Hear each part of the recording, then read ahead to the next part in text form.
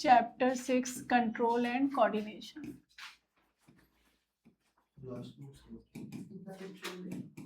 Last हमने discuss किया था protective covering of central nervous system, है ना, protective covering of central nervous system,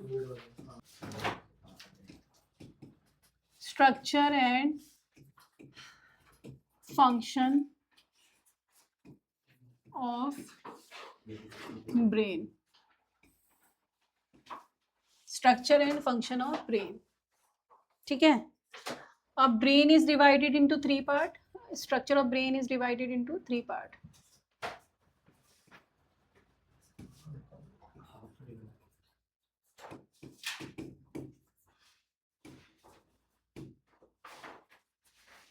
Major 3 parts, जिसमें first forebrain,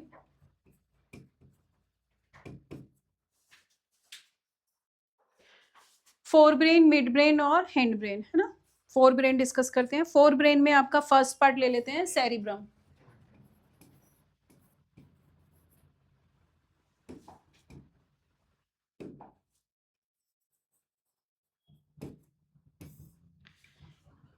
सेरिब्रम, सेरिब्रम जो आपके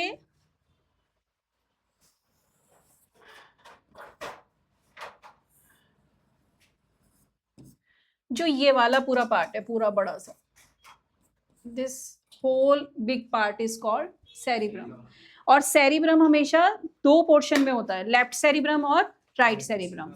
ठीक है, और ये भी एक फैक्ट है कि हमारी राइट बॉडी को लेफ्ट सेरिब्रम कंट्रोल करता है और लेफ्ट बॉडी को राइट सेरिब्रम कंट्रोल करता है। तो cerebrum is a largest part of the brain. ठीक है, और ये हमारे ब्रेन का मेन पार्ट है, this is the main part, main part of the brain.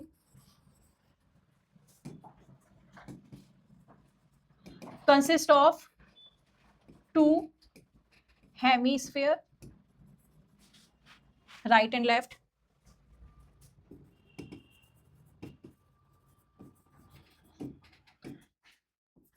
Both hemisphere are connected by corpus callosum.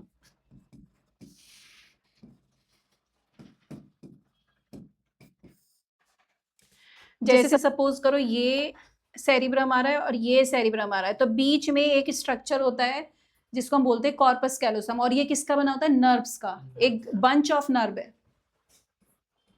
Tuft भी बोल सकते हैं, टफ्ट ऑफ नर्व फाइबर। ठीक है, और कभी सुना है कि ग्रे मैटर और व्हाइट मैटर? ठीक है, हमारे जो ब्रेन है उसका outer portion consist of grey matter और inner portion consist of white matter, और स्पाइनल कॉर्ड में इसका ऑपोजिट है, अंदर वाला matter consist of grey matter और बाहर वाला portion consist of white matter.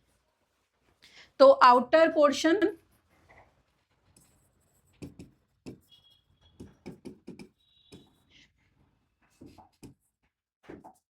Consist of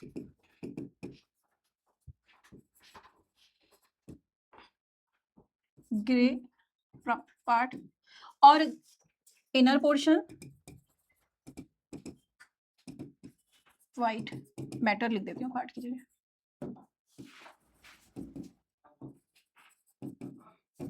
ठीक है, और ब्रेन में, हमारे पूरे ब्रेन में न्यूरॉन ही न्यूरॉन है, तो ये 2 अलग कलर के हमें पैटर्न क्यों दिख रहे हैं अपने ब्रेन में कि बाहर वाले पोर्शन में ग्रे आ रहा है और अंदर वाले में व्हाइट?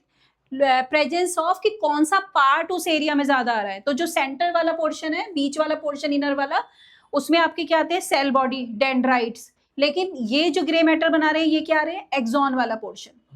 तो ज्यादातर एक्सॉन वाला पोर्शन पूरे आउटर एरिया में आ रहा होता है, क्योंकि बहुत कॉइल्ड और मुड़ी हुई होती है सारी नर्व फाइबर, स्ट्रेट नहीं होती, क्योंकि इतनी थाउजेंड्स ऑफ नर्व फाइबर है, इतनी मतलब 1000 भी कम बोल रही हूँ, लैक्स ऑफ नर्व फाइबर है, तो वो बहुत कॉइल्ड फॉर्म में होती हैं, स्ट्रेट नहीं होती हमारे ब्रेन में।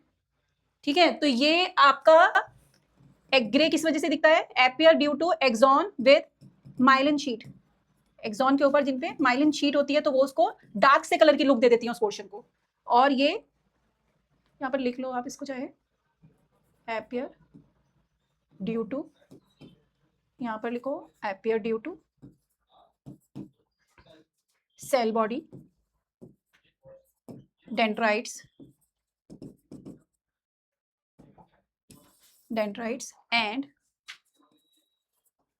Nerve fibres, nerve endings. ठीक है, तो सेरिब्रम हमारे ब्रेन का लार्जेस्ट पोर्शन है, main part of the brain है, दो लेफ्ट एंड राइट हेमिस्फीयर से बना है, दोनों हेमिस्फीयर कॉर्पस कैलोसम से कनेक्टेड हैं, और आउटर पोर्शन पूरे सेरिब्रम का ग्रे मैटर है और अंदर का पोर्शन व्हाइट मैटर है। ठीक है, अब आ जाते हैं हम इसके फंक्शन पे। यहां से अब सेरिब्रम जो कंट्रोल कर रहा है, ये मेमोरी सेंटर है, इंटेलिजेंस सेंटर है, ठीक है, और आपका लॉजिकल रीजनिंग सेंटर, लर्निंग, क्योंकि सबसे ज्यादा टास्क यही परफॉर्म करता है, लर्निंग सेंटर है। ठीक है, तो जितना भी आप याद करते हो, जितनी भी आपकी IQ है बनती है, जितनी भी आप सुडोकू सॉल्व कर रहे हो, लॉजिकल मैथमेटिकल आपका portion, logical reasoning portion, learning centre, सारा आपका सेरिब्रम में है। प्लस एक इसमें अलग से लिखोगे कि इट कंट्रोल वॉलेंट्री ऑर्गन, जो आपके वॉलेंट्री ऑर्गन की फंक्शनिंग है वो भी सेरिब्रम के कंट्रोल में आती है।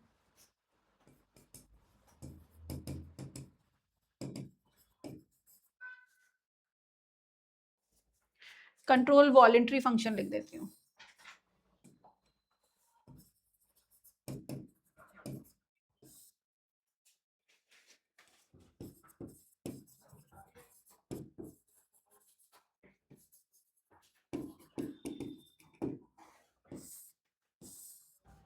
ठीक है, इसके बाद सेकंड पार्ट जो हमारा फोर ब्रेन में आता है, चेंज कर दूं पेज, लो लो लो,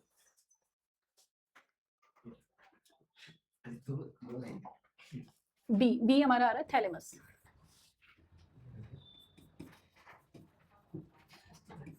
और डायग्राम की प्रैक्टिस बहुत अच्छे से करोगे, लेवलिंग की, डायग्राम लेवल करना आना चाहिए, ABC मार्क करके डायग्राम क्वेश्चन में आ जाएगा, A का फंक्शन पूछ लेंगे, B का पूछ लेंगे, कुछ भी पूछ सकते हैं, तो डायग्राम की आपको बहुत अच्छे से आइडेंटिफिकेशन पता होनी चाहिए। Thalamus relay station for sensory impulses, sensory neuron को कंट्रोल करने का एक रिले स्टेशन है। C हमारा हाइपोथैलेमस,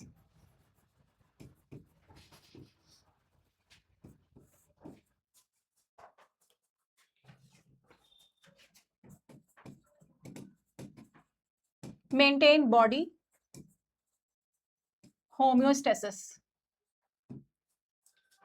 बॉडी में पूरा होम्योस्टेसिस मेंटेन करना, बाय मेंटेनिंग कितना, मतलब एक तरीके से थर्स्ट को कंट्रोल करना, हंगर को कंट्रोल करना, तो थर्स्ट और हंगर कंट्रोल सेंटर है ये, बॉडी के टेम्परेचर को कंट्रोल करता है। तो आप इसके साथ लिख सकते हो बाय कंट्रोलिंग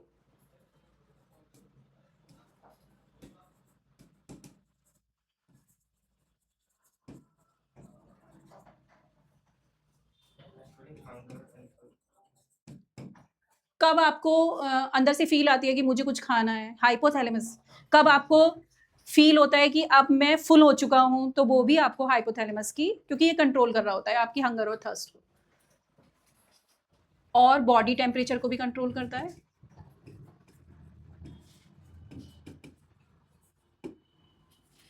तो फोर ब्रेन में बेसिकली हमारे क्या हो गए, सेरिब्रम, थैलेमस और हाइपोथैलेमस। नेक्स्ट ले लेते हैं आपका मिड ब्रेन।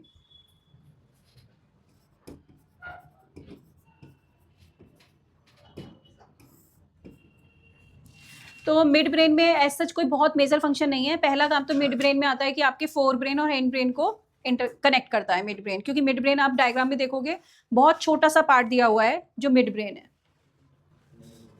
ठीक है, तो कंट्रोल मिड ब्रेन में लिखो, मेजर फंक्शन में आपका आता है कंट्रोल आई मूवमेंट, और दूसरा आप लिखो इसमें relay station for auditory and visual information.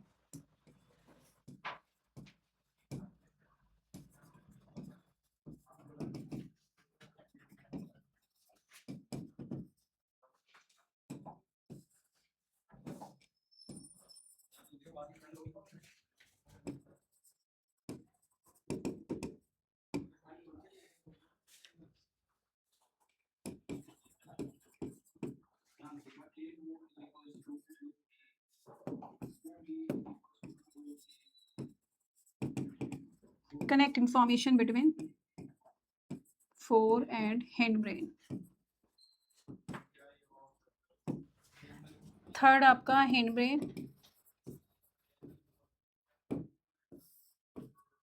हिंडब्रेन में फर्स्ट पार्ट है पॉन्स.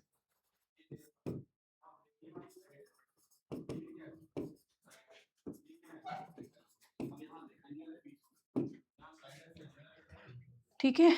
मेड्यूला और पॉन्स दोनों ही रेस्पिरेशन में हेल्प करते हैं, तो दोनों का ही थोड़ा थोड़ा दोनों का ही फंक्शन आता है. ब्रीदिंग को रेगुलेट करना, coordinate signals between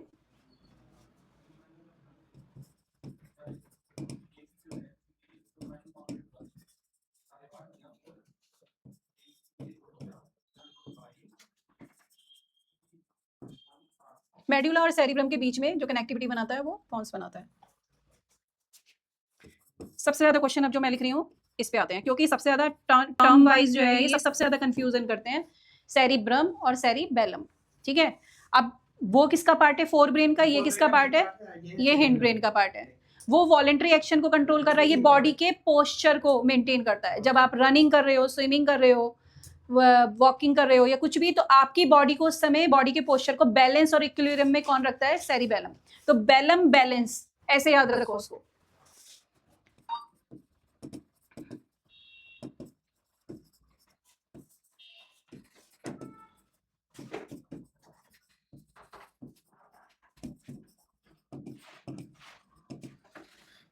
body posture, हाँ, maintain body equilibrium during physical activities like cycling कर रहे हो तो बॉडी बैलेंस में होनी चाहिए, स्विमिंग कर रहे हो, जंपिंग.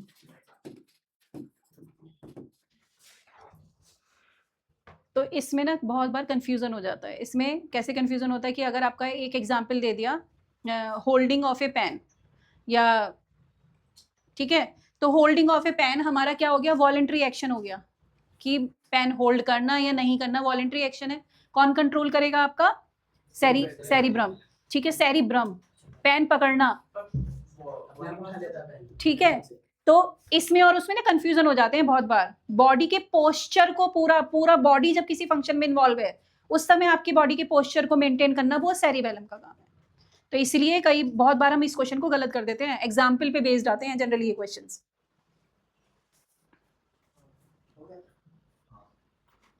नेक्स्ट लास्ट पार्ट है मेड्यूला.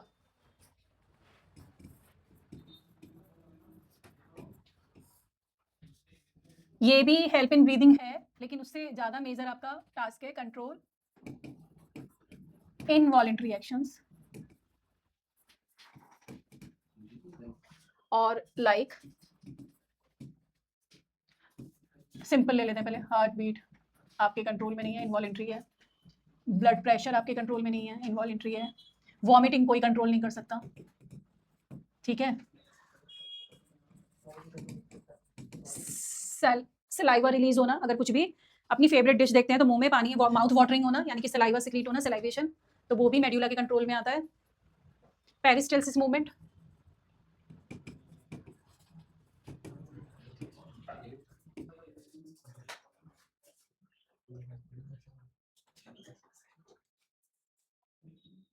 ठीक है. और भी जो भी इनवॉलेंट्री एक्शन है जो आपके कंट्रोल में नहीं है, वो सारे इसमें ही चले जाएंगे मेड्यूला में. और आपका एक दो और डाल देती चलो. Respiratory rate, swallowing, etcetera.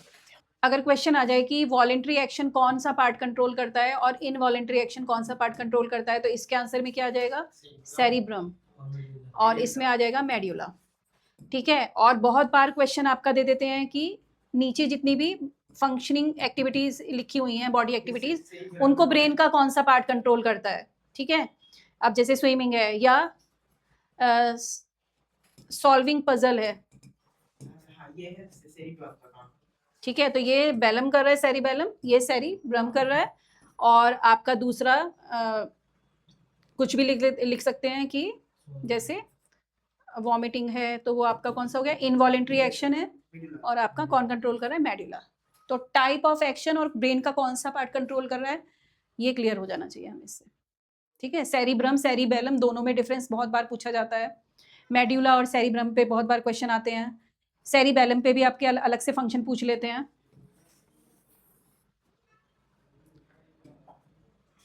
यहाँ पर आपका ये टॉपिक खत्म होता है। ठीक है, एंडोक्राइनोलॉजी में हमारी जो है, अभी आप ब्रेन का स्ट्रक्चर देख रहे हो, ब्रेन के स्ट्रक्चर में हमारी दो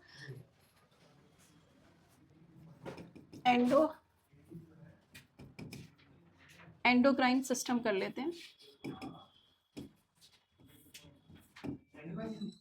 ठीक है, चलो अभी मैं समझा देती हूँ, है ना।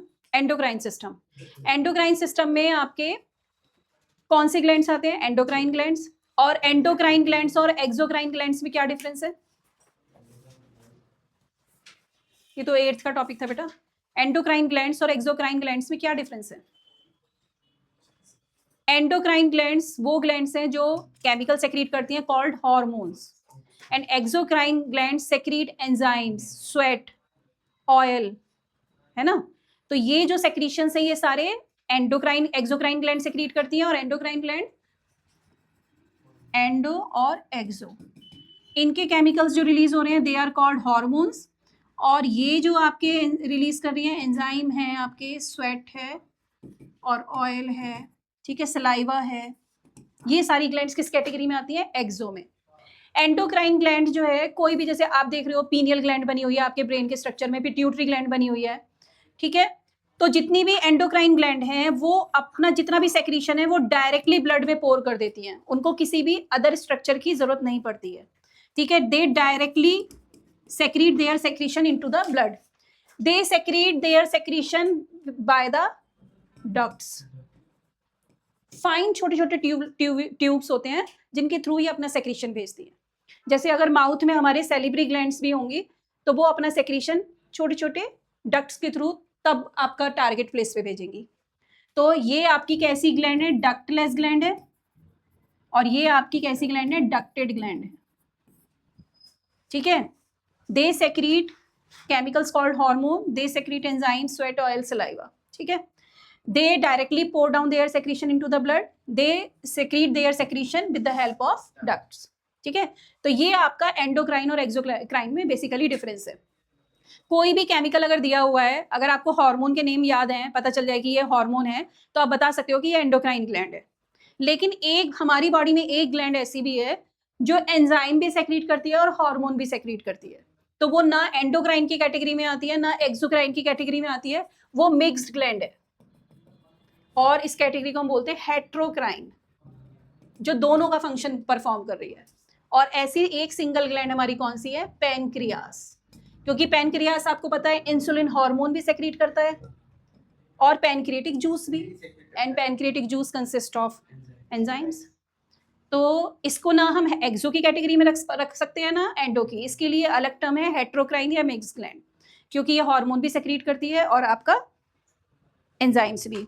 इसके बाद हमारा नेक्स्ट टर्म हार्मोन्स की डेफिनेशन क्या होगी। अगर हार्मोन्स के बारे में आपसे कोई पूछे तो हार्मोन्स की क्या प्रॉपर्टीज बताओगे।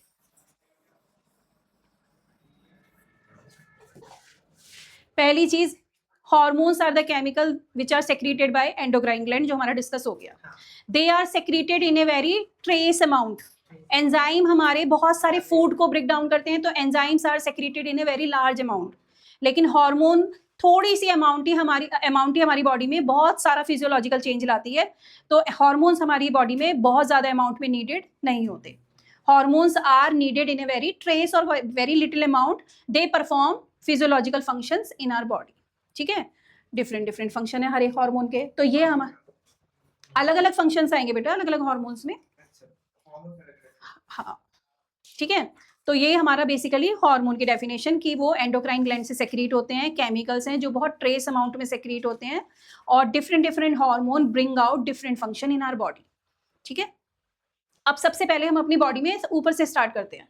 तो हमारे ब्रेन में अभी आपने ब्रेन का स्ट्रक्चर ऑब्जर्व किया, कौन से 2 ग्लैंड्स थे हमारी बॉडी में, इस ब्रेन में? पिट्यूटरी ग्लैंड और हमारी दूसरी कौन सी थी? Pineal gland. लिखी हुई है, मार्क की हुई है उसमें, पीनियल ग्लैंड। ठीक है, ये तो हमारी जितनी भी हार्मोन सेक्रीट करेंगी, आप उनको सबको क्या टर्म यूज करोगे? ग्लैंड। ठीक है, अब पिट्यूटरी आपने 8th क्लास में पढ़ा था कि pituitary gland is called master gland. क्यों हम मास्टर ग्लैंड बोलते हैं पिट्यूटरी को? क्योंकि पिट्यूटरी ग्लैंड कंट्रोल और functioning of all other endocrine gland. हमारी बॉडी में जितनी भी अदर एंडोक्राइन ग्लैंड है, उनके फंक्शन को कौन कंट्रोल करता है? Pituitary gland. तो that's why it is called master gland. लेकिन पिट्यूटरी ग्लैंड को भी और है एक पार्ट जो कंट्रोल करता है, that is hypothalamus. Hypothalamus control किसको? पिट्यूटरी को कंट्रोल करता है। ठीक है, तो लेकिन मास्टर ग्लैंड हम पिट्यूटरी को बोलते हैं। क्यों? क्योंकि हाइपोथैलेमस ब्रेन का पार्ट है, ये ग्लैंड्यूलर फॉर्म में नहीं होता। तो अगर हम ग्लैंड के नाम से कहेंगे तो हम किसको बोलेंगे? मास्टर ग्लैंड, पिट्यूटरी को, क्योंकि ये बाकी को कंट्रोल कर रही है। पिट्यूटरी को कंट्रोल करता है हाइपोथैलेमस, तो इसको हम ग्लैंड ना बोल करके हम ये बोल देते हैं कि मास्टर कंट्रोलर कौन है? जो पिट्यूटरी को कंट्रोल करता है, तो वो है हमारा हाइपोथैलेमस। ठीक है, तो हाइपोथैलेमस पिट्यूटरी को जो कंट्रोल करता है, सबसे पहले हाइपोथैलेमस में आते हैं। Hypothalamus is a part of forebrain. ठीक है, इट सेक्रीट सम हार्मोन, और वो हार्मोन 2 कैटेगरी के होते हैं। 2 कैटेगरी आपकी कौन सी है? रिलीजिंग हार्मोन और स्टिमुलेटिंग भी बोल सकते हैं इसको, स्टिमुलेटिंग हार्मोन अभी डिस्कस करते हैं, और इनहिबिटिंग हार्मोन,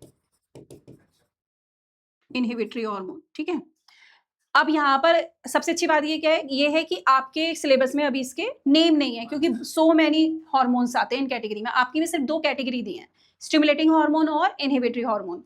अगर हाइपोथैलेमस को ये लगता है कि पिट्यूटरी ग्लैंड से जो हार्मोन सेक्रीट हो रहे हैं उसकी अमाउंट को रिड्यूस कराना है, जरूरत नहीं है बॉडी में, तो वो इनहिबिटरी सेक्रीट करेगा। अगर पिट्यूटरी ग्लैंड से उसको हार्मोन की अमाउंट बढ़वानी है, बॉडी में उसकी रिक्वायरमेंट है, तो वो कौन सा हार्मोन सेक्रीट करेगा? Stimulatory hormone. तो hypothalamus control pituitary gland by secreting stimulating hormone and inhibiting hormone.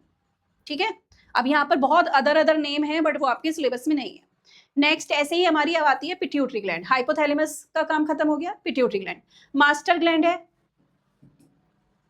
Other endocrine gland को कंट्रोल करती है, इसलिए मास्टर ग्लैंड है। ठीक है, पिट्यूटरी ग्लैंड भी हमारे सेक्रीट करती है a large number of variety of hormone. ये भी बहुत वेराइटी ऑफ हार्मोन सेक्रीट करती है। वो नेम भी आपके सिलेबस में अभी नहीं है, 10th लेवल पे, वो 11th में है। तो पिट्यूटरी ग्लैंड क्या करती है? एक नेम आपके उसमें दिया हुआ है, ग्रोथ हार्मोन। और अदर हार्मोन्स, अदर हार्मोन्स में वो हार्मोन आएंगे कि अगर उसको थायराइड ग्लैंड से हार्मोन रिलीज कराने हैं तो वो कौन सा हार्मोन रिलीज करेगी, अगर उसे एड्रिनल ग्लैंड से हार्मोन रिलीज कराने हैं तो वो कौन सा हार्मोन रिलीज करेगी, तो वो अदर हार्मोन में आ गए। क्योंकि पिट्यूटरी ग्लैंड भी तो अदर ग्लैंड्स को कंट्रोल कर रही है, तो वो भी तो कुछ हार्मोन रिलीज करके तो कंट्रोल करेगी। ठीक है, बस एक नेम आपकी है सिलेबस में मेंशन, ग्रोथ हार्मोन। तो अगर ग्रोथ हार्मोन पिट्यूटरी ग्लैंड जो रिलीज कर रही है वो हमारी बॉडी की ग्रोथ को कंट्रोल करने के लिए, बट अगर वो हमारी बॉडी की जितनी रिक्वायरमेंट है उससे ज्यादा रिलीज करने लगे तो बहुत ज्यादा एक्स्ट्रा मस्कुलेचर बॉडी हो जाती है, बहुत ज्यादा एक्स्ट्रा हाइट, जिसको हम बोलते हैं जाइगेंटिज्म, कॉजेस जाइगेंटिज्म, यानी कि नॉर्मल बॉडी से बहुत ज्यादा ओवर ग्रोथ होना। और जैसे खली बोल सकते हो आप, खली की जो बॉडी है वो एक्स्ट्रा ग्रोथ हार्मोन की वजह से है। ठीक है, जाइगेंटिज्म। और अगर ग्रोथ हार्मोन लेस अमाउंट में सेक्रीट होंगे, ये तो ज्यादा अमाउंट में हो रहे हैं, अगर लेस अमाउंट में सेक्रीट होंगे तो ये कॉज करेंगे ड्वार्फिज्म, जिसकी वजह से बोने रह जाते हैं, बॉडी ग्रोथ रुक जाती है। ठीक है, तो हाइपोथैलेमस किसको कंट्रोल कर रहा है? पिट्यूटरी ग्लैंड को। पिट्यूटरी ग्लैंड हार्मोन रिलीज करती है और अदर एंडोक्राइन ग्लैंड को कंट्रोल करती है, प्लस ये ग्रोथ हार्मोन सेक्रीट करती है जो बॉडी की ग्रोथ को कंट्रोल करता है। अगर वो एक्सेस अमाउंट में होगा तो वो इट विल कॉज जाइगेंटिज्म, और अगर वो बहुत लेस अमाउंट में सेक्रीट होगा तो वो ड्वार्फिज्म कॉज करेगा। ठीक है, ये हमारा कहाँ का काम? अभी हमारा ब्रेन का चल रहा है पूरा, भी ऊपर का पोर्शन। हाइपोथैलेमस भी ब्रेन का पार्ट है, पिट्यूटरी ग्लैंड भी हमारी ब्रेन में ही लोकेटेड होती है, at the base of brain. और हमारी एक ग्लैंड और आ रही है, पीनियल ग्लैंड।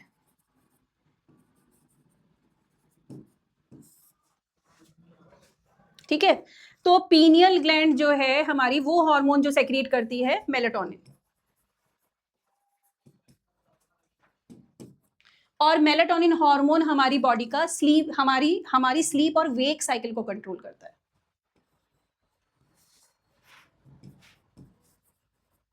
तो ज्यादा विटामिन से ज्यादा नींद आएगा ना कम नींद आएगा? कंट्रोल करता है, मतलब बेसिकली हमारी जो नींद है वो पीनियल ग्लैंड किससे रिलेट हो सकती है, लाइट इंटेंसिटी से रिलेट कर सकती है, ठीक है। टेम्परेचर बढ़ने और कम होने से रिलेट कर सकती है। जब जैसे ही सनराइज होगा, धीरे धीरे टेम्परेचर बढ़ेगा, लाइट इंटेंसिटी बढ़ेगी, तो उससे आपकी पीनियल ग्लैंड कनेक्टेड है उन स्टिमुलस से, तो वो इस तरीके से आपकी स्लीप और वेक साइकिल को कंट्रोल करती है। ऑटोमेटिकली रात होते ही आपको यॉर्निंग शुरू हो जाती है, ऑटोमेटिकली आपको नींद आने लगती है। मॉर्निंग में आप अगर एक बिल्कुल हेल्दी और सही पर्सन है तो उसको मॉर्निंग में बहुत ज़्यादा देर तक नहीं सो पाएंगे, हमें खुद से ही उठने का मन करेगा।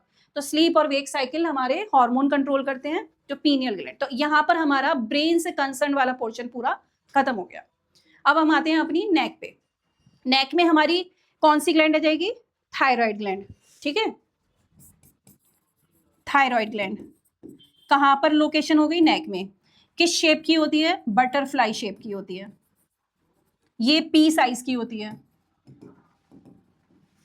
बटर के दाने के बराबर होती है हमारे ब्रेन में। ये बटरफ्लाई शेप की होती है और हमारी ट्रैकिया से अटैच्ड होती है, यहाँ पर बेसिकली वोकल कॉर्ड से अटैच, ठीक है, सॉरी वोकल कॉर्ड से अटैच्ड, वोकल कॉर्ड से अटैच्ड होती है, बटरफ्लाई शेप की होती है। थायराइड ग्लैंड नेक में प्रेजेंट होती है। कौन सा हार्मोन सेक्रेट करेगी, इसी के नेम से, थायरॉक्सिन, ठीक है, थायरॉक्सिन हार्मोन। और थायरॉक्सिन हार्मोन हमारी बॉडी में कार्बोहाइड्रेट, फैट, प्रोटीन के मेटाबॉलिज्म को कंट्रोल करते हैं। आपने देखा होगा दो टर्म यूज होती हैं, हाइपोथायरॉयडिज्म और हाइपरथायरॉयडिज्म। हाइपोथायरॉयडिज्म का मतलब है थायरॉक्सिन हार्मोन कम अमाउंट में सेक्रीट हो रहा है, हाइपरथायरॉयडिज्म जो ज्यादा अमाउंट में। तो उसमें देखा होगा कि एक वाले में लोग मोटे होते हैं, एक में पतले, क्योंकि बॉडी का मेटाबॉलिज्म डिस्टर्ब हो जाता है, ठीक है। तो it control metabolism of carbohydrate, protein और फैट। तो यहाँ पर हमारी थायराइड ग्लैंड का हो गया। एक पॉइंट इसमें और इंपॉर्टेंट आता है थायराइड ग्लैंड में, कि thyroid gland is related with the iodine. किस तरीके से आयोडीन से कनेक्टेड है ये, आपने एक पॉइंट पढ़ा होगा 8th क्लास में दिया था कि हाँ, कि अगर किसी पॉन्ड वाटर में पूरी आयोडीन फ्री कर दें उस वाटर को, तो अगर उसमें टैडपोल्स होंगे तो वो टैडपोल ही रह जाएंगे, वो टैडपोल से एडल्ट में कन्वर्ट नहीं होंगे। ये पॉइंट आपका 8th क्लास में था, ठीक है, रिप्रोडक्शन में, मेटामॉर्फोसिस में दिखाया था ये वाला पॉइंट। तो हम, क्योंकि बॉडी का मेटाबॉलिज्म, एनर्जी तो जब ही बनेगी, बॉडी का डेवलपमेंट भी एनर्जी से रिलेट कर रहा है। मेटाबॉलिज्म किससे कनेक्टेड है, थायरॉक्सिन हार्मोन से। और थायरॉक्सिन हार्मोन का अगर हम केमिकल स्ट्रक्चर देखते हैं, जैसे ऑक्सीजन का देखते हो, आप सबके देखते हो केमिकल स्ट्रक्चर, तो थायरॉक्सिन का भी कुछ केमिकल स्ट्रक्चर होगा। उसमें कौन सा मिनरल आता है, आयोडीन।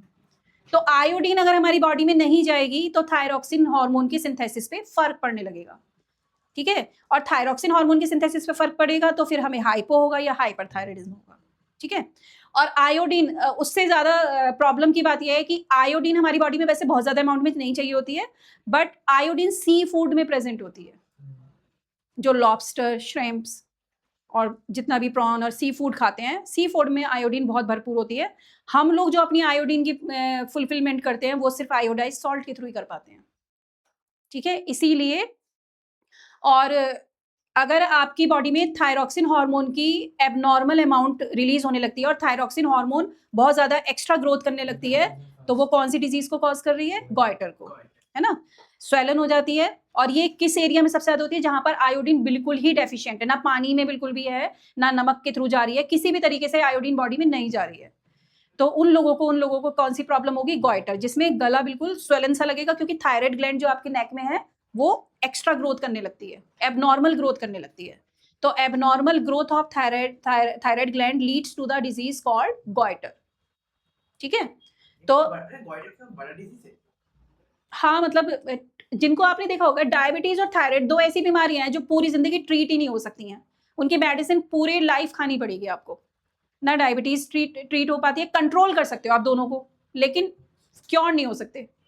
एक बार अगर थायराइड की फंक्शनिंग इरेगुलर हो गई तो आप उसको मेंटेन रख सकते हो कि हाँ अभी इस महीने ठीक हो गई, 3 महीने तक ठीक है, आपकी जरा सी भी डाइट इधर उधर हुई तुरंत वो फ्लक्चुएट कर जाएगी, हो सकता है वो कम और कितने लोग ऐसे होते हैं कि जिनको कितने साल से हाइपर था, वो किस पे शिफ्ट हो गए, हाइपो पे। इसलिए थायराइड के केस में बोला जाता है कि हर 3 महीने में थायराइड का चेकअप जरूर होना चाहिए कि कितना अमाउंट ऑफ थायरोक्सिन हार्मोन चल रहा है। तो इसीलिए हर साल में 3 या 4 बार जरूर चेकअप मतलब टेस्ट, ब्लड टेस्ट कराते हैं सब लोग। ठीक है, तो ये हो गया हमारा थायराइड। अब इसी के बाद थायराइड के ही ऊपर एक अटैच्ड होती है पैराथायराइड ग्लैंड। थायराइड के ही ऊपर बिल्कुल उसके साथ बिल्कुल एम्बेडेड होती है, मतलब उसके साथ बिल्कुल डीपली अटैच्ड होती है, जिसको आप दूर से देख के पता ही नहीं लगा पाओगे कि ये 2 अलग से जो फ्लैप दिख रहे हैं ये पैराथायराइड के हैं, पूरी ऐसी लगेगी जैसे थायराइड ग्लैंड ही है। तो पैराथायराइड ग्लैंड जो हार्मोन रिलीज करती है वो भी उसी के नेम पे है, पैराथॉर्मोन। और पैराथॉर्मोन हमारे ब्लड में कैल्शियम के लेवल को कंट्रोल करता है, it control the blood calcium. ठीक है, तो हाइपोथैलेमस रिलीजिंग स्टिमुलेटिंग और इनहिबिटिंग हार्मोन सेक्रीट करता है। अगर पिट्यूटरी ग्लैंड से उसको हार्मोन को इंक्रीज कराना है तो वो स्टिमुलेटिंग करेगा, और अगर उसको स्टॉप कराना है हार्मोन तो वो इनहिबिटिंग सेक्रीट करेगा। इस तरीके से वो पिट्यूटरी को कंट्रोल करता है। पिट्यूटरी भी बहुत सारे हार्मोन सेक्रीट करती है जिससे वो अदर हार्मोन के सेक्रीशन को स्टिमुलेट कर सकती है। ठीक है, ग्रोथ हार्मोन सेक्रीट करती है, जाइगेंटिज्म और ड्वार्फिज्म। इसके बाद थायराइड ग्लैंड नेक में thyroxine hormone control metabolism of carbohydrate, protein and fat. Iodine is essential for the synthesis of thyroxine hormone. ठीक है, its deficiency can lead to the goiter. ठीक है, and goiter is identify with the swollen neck. अगर बिल्कुल फूल गई होती है तो वो गॉइटर को शो करती है। इसके बाद एक पीनियल ग्लैंड छूट गई। पीनियल ग्लैंड आपकी मेलाटोनिन हार्मोन सेक्रीट करती है विच controls sleep and wake cycle. और पैराथायराइड ग्लैंड जो किसके साथ एम्बेडेड होती है, थायराइड ग्लैंड के साथ, कौन सा हार्मोन सेक्रीट करती है, पैराथॉर्मोन। पैराथॉर्मोन आपका जो है क्या कर रहा है, कैल्शियम लेवल को, ब्लड में कैल्शियम लेवल को कंट्रोल करता है। इसके बाद नेक्स्ट हमारा अब यहाँ तक का काम फिनिश हो गया।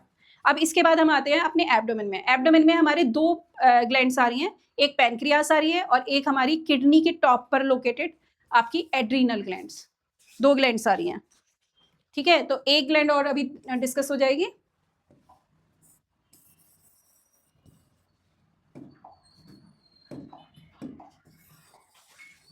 तो अभी फिलहाल ये आपके सिलेबस का ही चल रहा है, कुछ एक्स्ट्रा नहीं है। शायद पैराथायराइड में हो सकता है एक्स्ट्रा हो, बाकी कोई एक्स्ट्रा नहीं थी। सब आपकी पीनियल, पिट्यूटरी, थायराइड सब दी हुई है। चलो इसके बाद नेक्स्ट आते हैं पैनक्रियास पे आ जाते हैं। पहले पैनक्रियास अभी हमने डिस्कस किया था, कैसी ग्लैंड है, मिक्स ग्लैंड है। ठीक है, मिक्स ग्लैंड है या हेट्रोक्राइन ग्लैंड है। पहली चीज कैसी होती है, स्टमक के नीचे होती है प्रेजेंट, और इस तरीके की लीफी शेप होती है। ये पैनक्रिएटिक डक्ट जा रही होती है और यहाँ जितने भी हार्मोन है वो पैनक्रिएटिक डक्ट से रिलीज होते हैं। रिलीज होके कहाँ पर पहुंचते हैं, अपर पार्ट ऑफ इंटेस्टाइन। ठीक है, डिओडिनम में। ठीक है, तो ये पैनक्रियास। अब इसमें कौन से 2 हार्मोन बन रहे हैं, इंसुलिन और दूसरा आपका क्या है, ग्लूकेगॉन। ठीक है, अब इंसुलिन आपका क्या करता है, अगर ब्लड शुगर ज्यादा हो रही होती है तो शुगर को लोअर डाउन करता है, ब्लड शुगर को। ठीक है, ग्लूकेगॉन इसका अपोजिट काम करता है, वो ब्लड शुगर को क्या करता है, इंक्रीज करता है, बढ़ाता है। क्योंकि हमारी बॉडी में जैसे प्लांट में जितनी भी एनर्जी है वो किस फॉर्म में स्टोर होती है, स्टार्च की फॉर्म में। हमारी बॉडी में किस फॉर्म में, ग्लाइकोजन की फॉर्म में। तो ग्लाइकोजन जो है वो ब्रेक डाउन होता है ग्लूकेगॉन की हेल्प से, और वो किस में डिवाइड हो जाता, किस में ब्रेक डाउन हो जाता है, ग्लूकोज में। तो क्या अवेलेबल हो जाता है, ग्लूकोज। ऐसे ही इसका ऑपोजिट यहाँ पर हो गया कि ग्लूकोज के मॉलिक्यूल कंबाइंड होकर क्या बना देते हैं, ग्लाइकोजन। तो ब्लड में ग्लूकोज की अमाउंट कम हो जाती है। तो इंसुलिन हार्मोन डिक्रीज करता है ब्लड शुगर को और वो इंक्रीज करता है। तो ऐसे हार्मोन जो एक ही ऑर्गन से रिलीज हो रहे हैं और दोनों एक दूसरे के अपोजिट फंक्शन कर रहे हैं, ऐसे हार्मोन को हम बोलते हैं एंटागोनिस्टिक हार्मोन, एक दूसरे के अपोजिट काम करने वाले, एंटागोनिस्टिक हार्मोन।